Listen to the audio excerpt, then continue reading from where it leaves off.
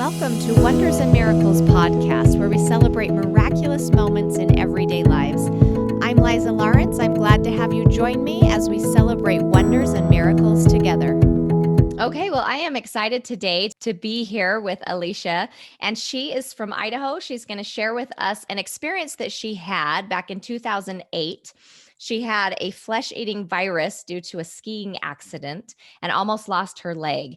She's going to share with us the miracles that she saw through that journey and how she found hope and light again. So, Alicia, thank you so much for being on the podcast, and tell us your story. Hi, thanks. It's a pleasure to be with you, Eliza. It's been a while actually since I've had the opportunity to tell my story, so this is refreshing.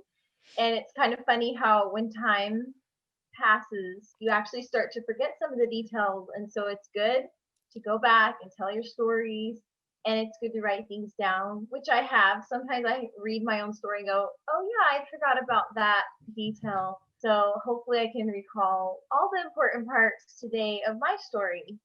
So I am 35 years old. I'm a mother of three. I have a wonderful husband and loving life, and have been very blessed. But we had some rocky times in our life. So we were married in 2004, and then we had our first little girl, and she was about a year and a half old. And my husband decided that he wanted to go into the military, and that was really hard for me to say, okay, knowing that he was going to have to leave and go to several trainings, and so that was hard. And around that same time, I went downhill skiing and had a really bad fall. I could tell that it hurt my ankle, but it wasn't like too bad. I went down a couple more runs. I drove home from the ski resort that day, and then it just started aching and really hurting. And then it started turning black and blue. So we were living with my parents at this time because we had signed on for the Air Force. We were about 7 weeks away from my husband going to boot camp from this day. So anyway, my ankle, it kind of looked like just a sprained ankle. It just started getting black and blue and really bubbly and blistery. And then after a couple days, it started to like this tight purple feeling just started spreading up my leg to my knee. And I was fevering. So we went to the doctor, and we were in our small town in Star Valley, Wyoming. So not a very big hospital. They cut into it and said, we need to send you to Salt Lake. This looks really bad. But what was interesting is the night before that, the coloring was above my knee and my leg was tighter. And we had been doing some energy work and stuff. I'm not gonna lie, we are holistic people. We're a holistic family that kind of does what we can until we go to the doctor. And we had been doing some energy work. And the next morning before we went to the doctor, the coloring had gone down below my knee and it had loosened. The muscle felt looser. So that was a miracle down the road, and later on you'll know why. So they shipped me off in an ambulance to Salt Lake, and it was in the middle of winter. It was January 2008. So it was a blizzard that night, and Salt Lake's about 3.5 hours away from Star Valley. So it was a long drive. I was pretty drugged because they had already done the first surgery where they had done an incision to see what was going on. Luckily, this doctor was really smart and said, I'm not going to touch this. It looks really bad. It looks like something that is out of my league. But he didn't say what he thought it was. But he told the other doctors what he thought it was. And so we later found out that all the other doctors thought she's not coming back with the leg if it's what we think it is. But that was the first miracle, I think, was that this doctor was smart enough not to say like, oh my goodness, this is what I think it is, and it could be bad, and you could lose your leg. And so we went calmly down to Salt Lake thinking they'll have something greater. It's a bad infection. They'll give me an antibiotic and it'll, whatever. So we get to Salt Lake and they admit me into the burn center. So the surgeon took one look and he told my husband, got to get your wife into surgery right away, which was like in the middle of the night. He said, what you're dealing with is called necrotizing fasciitis. It's a flesh-eating virus. They tested it, and it wasn't a staph, it was a strep virus. It was an internal strep virus. And sometimes, 1 in a million or 1 in 5 million, some people's bodies just things mutate in a certain way and attack weak tissue, and it turns into a strep flesh-eating virus. So that's what had happened to me. And so internally, it just kind of went like wildfire, and it just spread up my leg up to my knee. ruining all that tissue and all that skin. So he told my husband, he said, this is really serious. If it's into the muscle, we're just going to have to cut off her leg from her knee down. So good luck. Wait out here in the waiting room and we'll take your wife back and we'll do what we can. So I remember that for a split moment, them saying, we might have to cut off your leg, okay? And then I was out. When I woke up, I remember being groggy, but the first thing I did was wiggle my toes. I immediately thanked the Lord and all my druggy brain. I just, I knew that I had so much to be grateful for at that moment, that I had two legs, because I'm a dancer. I run, I exercise. I had a 1.5-year-old at that time, so I couldn't even imagine like losing my leg. And of course, my husband's going, if you would have lost your leg, I would have been fine with that. At least I didn't lose you. So the other thing they told us later is that a lot of times this can be fatal, because when you cut into a necrotizing fasciitis like that, it can go to the organs and it can shut your body down. So that was another miracle, that I didn't die and I came out with a leg. I just think back, I'm so glad they didn't tell me too much. It's so good sometimes not to know too much, because it causes fear and those thoughts that just, take you on a ride. And I figured from that point on, life was gonna be fine. I don't know what my leg's gonna look like, but I have a leg and I have a life and I'm gonna be fine. But that's kind of that adrenaline at the beginning. Sometimes at the beginning of a trial, we get kind of an adrenaline kick. We're like, I can do this. And then reality sets in down the road. I spent 3 weeks in intensive care in the ICU in the burn trauma center in Salt Lake City. So they had to debride my leg from my knee down, all of the tissue, all the fatty tissue in the skin, and some of the veins were stripped as well. So it was really painful, because all that circulation just kind of was really heavy, but they still wanted me to keep movement in it. Because another miracle was that there was no, when they x-rayed it, there was no breaks or anything in the bone, which was really a big miracle. Because if it would have been a break and a virus, it could have been really ugly. But we were just dealing with just the virus, which is big enough. Anyway, so they kept physical therapy coming in, but I was on high painkillers because it was painful. Then the next part was to prepare my leg for a skin graft, obviously, because I had no skin. And you can't let a big area like that grow back. So they did a cadaver skin graft onto that. And then days later, they removed that. And through all of this, I had a couple other surgeries. They would go in and make sure it was all debrided and the infection had to come back. They would take me back to do wound care. They would spray it all down. And it was really painful. Like, they would have to do high doses of morphine every time they would take me back to the wound care. And then finally, it was time for them to do the actual skin graft, where they took skin from my thigh. So this is all my right leg. They took skin from my upper thigh, my right leg, and they explain it. It's kind of like a cheese grater. They just take this like slice off of all these areas of your leg, and then it just leaves this really raw part of your leg, totally exposed to all the nerves. And they take this thin piece of skin and then they run it through a machine to kind of make it like mesh, where it kind of spreads it out even more. And then they laid that skin onto my lower leg and stapled it all around. And they bandaged me back up, sent me back to my room. And when I woke up, I had never even imagined the pain. I mean, I had one child, and that was pretty easy actually to have a baby, really. I'd never even imagined what kind of pain a person could go through. And so I just remember laying there and asking for prayers and healing, and I had blessings, and I kept asking, can you give me more morphine? And they says, we can't, your dose is as high as it can go. If we give you any more, you could die. And I just prayed and prayed through that. It was really painful, but it calmed down. So that was probably the worst part, because the donor site usually blisters, it bleeds, it itches, it aches, because I had no nerves at the bottom of my leg, really. It never bothered me as much, except for the circulation. It was that heavy feeling over time that circulation was coming back. So then I was on bed rest so that the graft could take, because that when you get a skin graft, you just hope and pray that your body, it's kind of like getting an organ donor, you hope your body will take it, hope it'll accept it. And I remember doing like prayers in my mind, like to talk to my body, like, hey, you're gonna accept this skin. And so Through all this time, though, I was really groggy. I wasn't very alert. I was highly drugged. The drugs were making me nauseous, so I would puke up like every meal. The only thing I could keep down was ice cream. And so almost 3 weeks into it, my mom came to visit me and she told my husband, she says, you got to get her out of here. She's going to die. I just have this overwhelming feeling. You got to get her out of here. So they've been doing wound care. They looked at the skin graft. It was taking pretty good. They said it took 90%. They said actually a lot of skin grafts don't take that well. But they didn't have to regraft. They thought they were going to have to go regraft some areas because your leg is, when you're moving, all that movement in your leg.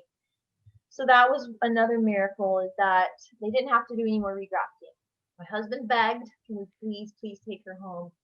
And the doctor said, I don't know, but if you feel like you can take care of the wound care, then I'll let you take her. So we were able to escape the hospital, and it was refreshing to get outside after 3 weeks, and my whole leg's bandaged. I was on crutches.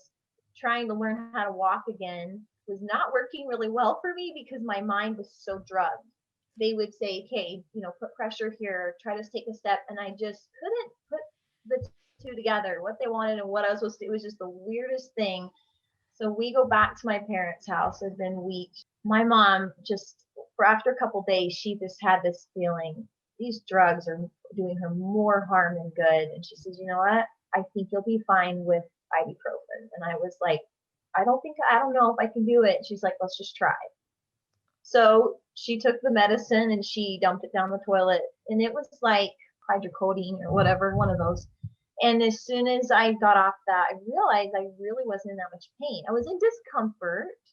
I didn't need that high dose of opiates. I didn't need it as much as I thought I did. And my mind started clearing up. I started going to physical therapy. I started getting more coherent. And it took me a little while. My mom said to be a parent again. I was weeks of just focusing on my own self. And I wasn't taking care of my little girl very much. And then finally, I just kind of started snapping out of it. I learned how to walk again. I literally had to learn to walk again. So it took like 6 weeks, I think, after the hospital getting out of learning to finally walk without crutches or a walker. Because when you get skin grafts, they're really tight. They just wake up the next day and it feels tighter than it did the next day. And you'll do physical therapy and you'll stretch it and you'll strengthen it. And the next day you wake up and you feel like you just took 10 steps back. And I became kind of obsessive. So there was a lot of emotions at this time in my life. I was so grateful to have a leg, but I became kind of obsessive about getting that strength back, and hopefully it was going to look good. I just knew that a year or two down the road, it's going to look fine. That skin will blend in. It'll just look good, kind of had a fake reality. So I had to get over being obsessive and almost becoming addicted to stretching my leg and exercising and taking care of it. So my little girl went on the back burner for a while, and that was really hard. So hopefully, God makes up the difference when we're going through those hard times. So anyway, about 6 weeks later, I guess, after we got home, we said goodbye to my husband, and he went to boot camp. And so I spent the next 2 years. So my husband went to boot camp, then tech school. And then he called me after tech school and said, I got my first assignment. And then he was quiet. And he says, but you can't come. And what? We waited so long to be together again. And he said, I'm going to South Korea for a year, and it's an unaccompanied tour, they call it.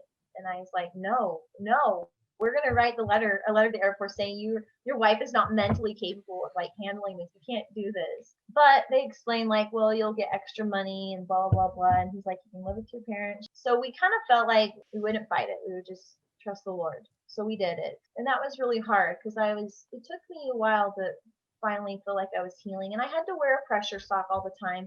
I had all these little open wounds for quite a while. For 2 years, I had some spots that would break open and then they heal over. So I was using little pieces of gauze under my pressure sock for a long time. And then one particular area right where that original wound was, which is interesting, right on my ankle, there was massive scar tissue. It just would never go down, and it would break open, it would ooze, it would close back up. I was dealing with this for 2 years. So that was really hard because even if I had a pressure sock on, it looked like I had a cankle. So I'd wear boots and shoes and pants. I was very self-conscious of it. So these emotions in my head were so extreme, anger because my husband left. I feel alone, and I feel angry because my leg's not healing as good as I wanted it to, and it looks bad. And and trying to be a good mom, but I'm just like so worried about my leg. And so right before my husband went to Korea, I actually got pregnant with our second child, which was a boy. So that did actually kind of help me take a little bit of focus away from me, because then I was like, hey, I'm having another baby and I need to continue to take care of my little girl. At some point, I did start to be a better mom. My mom said that one day she finally just said, go change her diaper. I was like, what? Okay. And then she said, finally, you started snapping out of it and started being a mom again. So anyway, I did get to visit my husband in Korea. I was 6 months pregnant. And that was a hard 13-hour flight with a heavy leg. I had a pressure sock, but it would just swell and get so heavy. Because they said, doctors are so nice sometimes. He's like, you'll never have the same strength and mobility in that leg as your other leg. And you'll never have like the same circulation. So you'll always have to wear a pressure sock. But I remember being really frustrated because I wanted so much to have that flexibility and that strength back. And I remember getting a blessing, and in that blessing, God promised me that I would receive 100% of my flexibility and strength in that leg. And the word 100% was a really powerful, bold blessing. And I took that and I put it to heart. And I didn't let go of that promise that God gave me. And I did. I received all my strength back and flexibility. And I'm so grateful today that I can dance. I can do anything I want. And my legs, every once in a while, my right leg feels a little tight, but mostly it's pretty even keel with my other leg. And so that's a blessing. But I did wear a pressure sock for a long, long time. And it became kind of an addiction. Like, this is my comfort. If I wear this, I feel comfort. I don't want people to see my legs. So not a lot of people ever had. So it was a really big deal for me to like kind of go without it, even around my house. My husband said, why don't you just air it out? Let it just walk around without it. And I'm like, no, I can't. But then I started to do it. And one day I realized my circulation has healed. Oh my gosh, like they said it never would, but so my circulation in that leg healed almost 100%.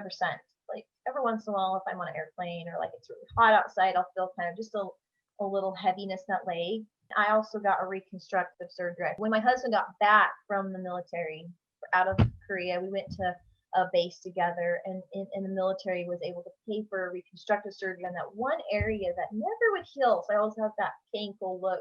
It was just this thick, massive scar tissue.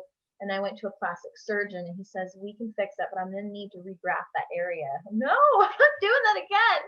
That's the only way to do it. He said, it'll look really good, though. Before it was function over form. And he said, now I can have the form be over the function, and we could focus on the form of it and how it looks. And he did a great job. Surgery went well. I didn't use any painkillers except for ibuprofen. It was a miracle surgery, really. God blessed me to be able to just have this peaceful, smooth surgery. He did a nice thick piece of skin, just put it right down on this area on my ankle. And so I finally just had this slender, nice looking ankle again. So that was about 2.5 years after the initial. So I went for 2.5 years, really just a lot of emotions that I was working through during that time. But during that time, I journaled a lot. And I think that was my way of coping, because my husband was gone. I'm trying to be a mom. I'm trying to figure out how to get back to where I want to be, because I know who I want to be. I know that I can be this happy person, and I know inside that I can find a level of peace inside of me, not depending on my leg. Because for a long time it was like, well, if I get a new pressure sock, maybe it'll help me feel prettier. Or maybe if I get a haircut, or just think everything's going to make you happy on the outside. And nothing ever proved to be right. So I just kept working on myself. I kept visualizing like who I knew I could be. I could live with a leg like this. I just need to figure out how to find that peace inside. And we have amazing parents who taught us how to forgive, how to be positive, how to pray, and how to lean on God for strength. I knew in my heart that I had all those tools. When you read the Bible and the scriptures and you gain wisdom and strength, I knew that I had the tools to get where I wanted to be. I just had to buckle down, and I just had to like hold on tight, because sometimes that's all you have is you just have to hold on tight and keep going. So through that time, I learned a lot of lessons, and I feel like after 2.5 years, I finally was like, okay, I'm okay with myself mostly. It's still been a journey, but I finally felt light again. And it's neat to have that contrast, because before I never really had that contrast of dark and light truly in my life.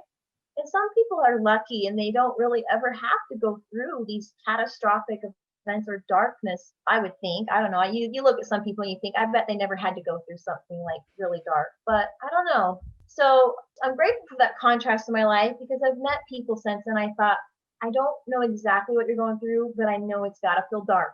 And I know what darkness feels like, because I've been there. And so to rise above that, it's been really liberating. And as I journaled, and then I got over that hump, we got stationed on the Air Force Base in Cheyenne, Wyoming, and I felt kind of like more whole again. So I actually did end up writing a couple books, though, because of this experience. And I kept that journal that I had just wrote. And one day I just decided to start typing. I'm like, you know what?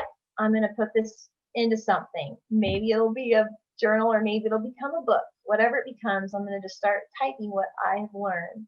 And so I wrote a book, or my original book was called Pivotal Moments, because I felt like these little moments in my life have been very pivotal in my healing or in my growth as a person. And so then I later turned Pivotal Moments into 14 Days to Light, Hope, and Healing, which is a book that's currently on the market right now, because I wanted it to be more than just a reading book. So I developed it into a workbook where each chapter has questions or affirmations that you can practice. During those 2 years, God taught me different things, some pertaining to my legs, some not, some pertaining to my marriage, some pertaining to just other things. So I have 14 principles that I came up with that God taught me, so I made this book. A few years back, I was studying an ancient prophet, and his name is Nephi. And as I studied his life, I was like, man, he's so cool. Like, he is definitely an example of someone who's positive. Because like I said, in growing up, that's one thing I learned, is that you have to be positive in your life and change your thinking and your emotions so that you can have a happier life, better relationships, better health. Those things all just really work together. So as I studied this ancient prophet, I started writing down all the ways that he shows us how to be positive and have a positive mindset. When I was astounded, I found 18 different principles that he teaches us, that he practices in his life and in his story. So then I decided I'm going to make a little book for Christmas for people. So I gave this little cute book to my family for Christmas with little quotes and just little lessons, little snippets that we learned from Nephi. My mom said, you really ought to get that published. Well, I'll try. I've not had great luck at trying to get books published, because I had tried with my other one and I hadn't really had a lot of success. I reached out to some companies and I got some no's, but then I finally got a yes from a little company, Walnut Springs. That was a really big blessing, because they took that little book and they helped me design it. I got to help with it, and then we kind of redid it. We gave it a new name. It became Nephi's Handbook for a Happy Life. It's just more of a quote book, but there's 18 principles in this book, and there's like images and quotes and little summaries of all the lessons that we learn from Nephi. And what's cool is that one day I kind of had both my books together. So because I was preparing to build a website with both my books on there, and I realized, like, the lessons that God had taught me through my leg injury in those 2 years of journaling, they matched up with the lessons that I learned from Nephi, that Nephi teaches us. It was just another, I guess, testament that all these principles that God's trying to teach us, they're all the same. We keep learning them over and over again. So I narrowed it down to the top 6 lessons that I think are pretty crucial in our lives. These are the 6 lessons that hold me through from a dark time to feeling more light and peace and hope in my life. They might not be in order of importance, but they're just what I jotted down. And the first one is gratitude. We have to be grateful, and we have to focus on the little things. And sometimes it's just the tiniest thing that you have that day to grasp onto. And the more we're grateful, the more we see there is to be grateful for. We've all heard it. And number 2 is forgiveness.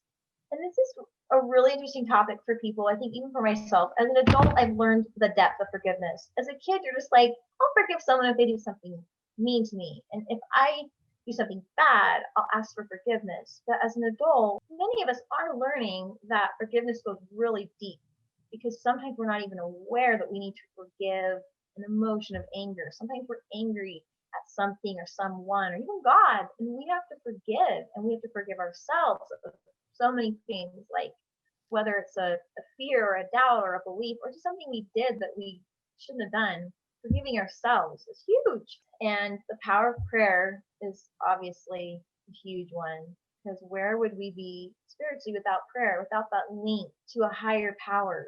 Like, you have to have that in your life, or I just don't even feel like I'd have hope in my life if I didn't have that link to God. And there's so many forms of prayer. And I've learned that as an adult too. Like, you can kneel down and say a prayer, but there is also, like, I pray throughout the day and just like visualizing angels or light or whatever it is. I remember learning that lesson, visualizing light, as I became afraid of my world after my leg injury. I was afraid of everything. And God taught me, like, visualize angels around you. Visualize angels around your little girl, around your husband. Trust me. Just because something bad happened doesn't mean you have to lose trust in me. And God taught me that lesson too. Because I remember I had to forgive God. Like, why did you let this happen? I'm angry at you. But he taught me to trust him again. And the next one is to choose faith over fear. That is huge, because the adversary, Satan, he wants us to be full of fear so that we are held back. We aren't progressing. We aren't trying new things. We aren't becoming our best self. So if we can try to push fear out of the way and rise above that and just cling to faith and cling to hope, then we can realize that God is much bigger than our problems. So that's number 4.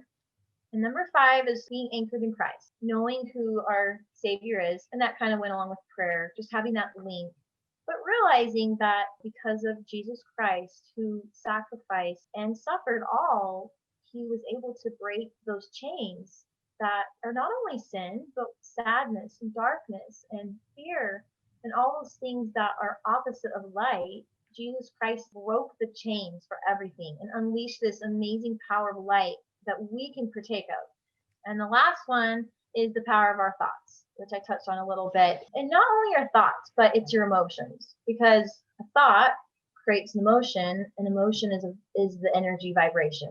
And so if you can figure out how to change your emotion, and usually a new word or a new thought or a new affirmation will help change that emotion, so you can change the energy vibration. So the quote on the back of Nephi's Handbook for Happy Life says, happiness does not depend on what happens outside of you, but on what happens inside of you. It is measured by the spirit with which you meet the problems of life.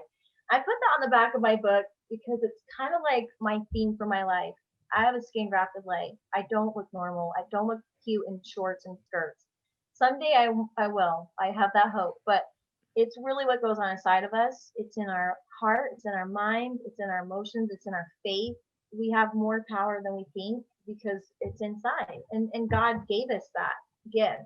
That inside of us is this incredible ability to, like, put out all this positive energy and light to have better lives. He wants us to have happy lives, and he wants us to have prosperity and peace.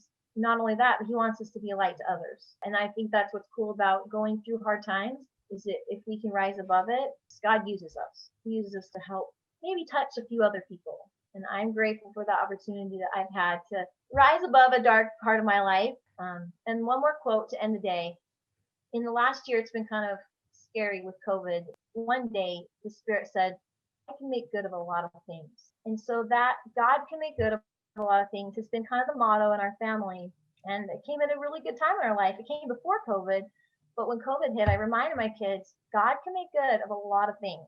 And so I leave that with the world on the end of this podcast, because we really don't know what's ahead of us. But God can make good of a lot of things. And he's ultimately in charge, and he is bigger than our problems. And we have to cling to that, or else we have no hope. So that's my story, Eliza. Well, I love it. And I say amen to all of it. I love that God can make good of a lot of things. I've seen that over and over and over in my life, in everyone's life, really, as we do look for those positive things and really cling to God. Like, where have you noticed God in your life? Because he's there, even in the dark times, even in the hard times, he is there. And if we notice it, then we'll see him more and more as we pay attention. That's So right. I love your journey and the things that you have learned through that. Just some deep, deep life lessons, it sounds like, Yes. through this. So if people want to find your books and connect with you, where can they go? So I have a website, and it's called aliciabanta.com. And my name is spelled Alicia, and then B as in boy, Anta. So it's just aliciabanta.com. And that's where you can find both my books on there. That's awesome.